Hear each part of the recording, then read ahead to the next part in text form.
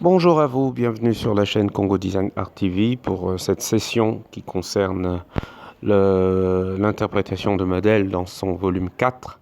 Merci encore à vous de rester connectés, de vous abonner pour suivre ce contenu. Alors, nous sommes toujours dans l'interprétation de modèles qui est dédiée au management et marketing de la mode et nous continuons avec le module 1 qui est comprendre le management et le marketing. Alors, nous étions dans les types de management et ce qui est assez important à souligner, c'est que le type de management que nous avons à élaborer concerne maintenant le management opérationnel. Après avoir vu le management stratégique, nous sommes dans le management opérationnel et ce management-là nous permet également de comprendre quels sont les deux types de travaux qui sont en cours actuellement. Alors, le management opérationnel consiste à assurer le fonctionnement quotidien de l'entreprise, de l'organisation. Il concerne les décisions opérationnelles qui sont par définition plus simples et plus fréquentes, avec un impact à moyen et à court terme.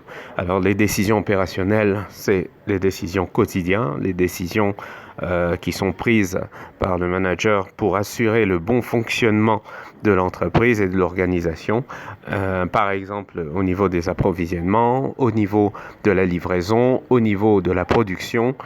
Toutes ces décisions qui sont prises au quotidien pour que la production soit maintenue font partie du management opérationnel. Alors, nous continuons avec le management opérationnel. Le management opérationnel est assuré par le personnel d'encadrement ou hiérarchiquement plus bas. Donc ce n'est pas vraiment le top manager comme on le dit, mais c'est tous les collaborateurs et tous les ouvriers et tous les gens qui sont un peu plus bas hiérarchiquement et qui s'attardent à accorder de l'importance à faire vivre le management opérationnel. Alors, elle vise à mettre en place concrètement la stratégie de l'organisation à l'aide des plans opérationnels. Dans les plans opérationnels, vous avez les outils, vous avez les formations, les animations, mais vous avez également les aides à la production et les dispositifs qui sont mis en place pour que la production soit le plus fluide possible et le plus à même d'arriver à des objectifs. Alors nous continuons avec le management opérationnel. Le management opérationnel fait appel à des compétences de gestion. Les compétences de gestion, à la fois humaines, financières, logistiques et commerciales. Ce sont des compétences qui aujourd'hui sont de l'ordre du management et doivent être prises avec beaucoup d'assurance et beaucoup de sérieux. Car sans ces compétences-là, au niveau du management, on serait un tout petit peu handicapé. Alors, pour optimiser ces différentes ressources à la réalisation de la stratégie. Donc, on revient encore sur ce mot, la stratégie. Encore une fois, la stratégie, qui est un mot qui revient couramment et de manière très importante au niveau du management. Par conséquent, le management stratégique est en étroite collaboration avec le management opérationnel. Le succès de l'un dépend de l'autre. Donc, nous avons le stratégique pour le long terme, mais nous avons l'opérationnel pour le court et moyen terme. Et c'est très important de souligner cet aspect-là. Alors, nous continuons avec vous sur le management opérationnel en décrivant très clairement que nous allons un peu parler de stratégie. C'est quoi cette histoire de stratégie? Pourquoi ce mot revient tout le temps? Pourquoi ce mot est assez important? Et pourquoi on doit réellement savoir ce que c'est? Alors, nous avons sélectionné les auteurs pour bien étudier les propos de ces auteurs, qui sont des auteurs connus. Mais nous allons d'abord entrer dans l'origine du mot stratégie, qui, elle, est d'origine militaire. Alors, la stratégie militaire, c'est employé depuis des siècles. Et donc, au niveau du domaine militaire, c'était déjà un mot qui était très utilisé parce que sans stratégie, il n'y avait pas de guerre. Donc, la stratégie, de manière simple, c'était l'art de conduire les guerres pour arriver à des victoires. Mais nous allons revenir un peu sur cette définition en parlant sur la stratégie comme un art d'organiser et de conduire un ensemble d'opérations militaires prévisionnelles et de coordonner l'action des forces armées sur le théâtre des opérations. Donc il y a d'une part organiser et conduire, ces deux mots que nous avons vus précédemment dans les mots-clés du management, l'organisation et la conduite. Nous avons, donc dans l'organisation, vous avez une justification des tâches, qui doit faire quoi, qui doit faire ceci, et chacun est au courant. Et dans la conduite, vous avez la vision. On parle ici de conduire et de coordonner l'action des armées sur le théâtre des opérations, c'est-à-dire sur le terrain. Donc sur le terrain, tel que les choses sont faites, et jusqu'au moment où ils seront en contact avec l'ennemi. Nous prenons une deuxième définition. En résumé, c'est l'art de conduire les guerres. Ça, c'est de manière très, très, très bref.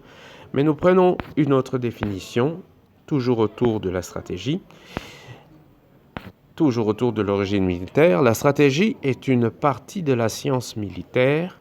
On parle de science militaire. C'est très important à souligner parce qu'il y a les sciences médicales, il y a les sciences sociales, mais on parle également des sciences militaires. C'est-à-dire qu'il y a des gens qui sont là en train d'étudier ce que c'est le domaine militaire. Partie de la science militaire qui traite de la coordination des forces armées, en intégrant les aspects politiques, logistiques et économiques, dans la conduite d'une guerre ou dans l'organisation de la défense d'une nation ou d'une coalisation. Il y a la conduite de la défense, il y a la conduite de la guerre et il y a la conduite de coalition. Donc vous voyez que ce n'est pas un petit mot, c'est un mot dont les origines nous donnent déjà beaucoup d'éléments. Alors, nous allons un peu comprendre c'est quoi la stratégie, comme je l'avais annoncé dans la vidéo 3, qu'on va un peu parler de stratégie pour essayer de comprendre pourquoi ce mot revient souvent. Alors, nous avons ce monsieur qui, lui, s'appelle Henri Mintzberg. Henri Mintzberg, c'est un auteur très, très connu du domaine du management.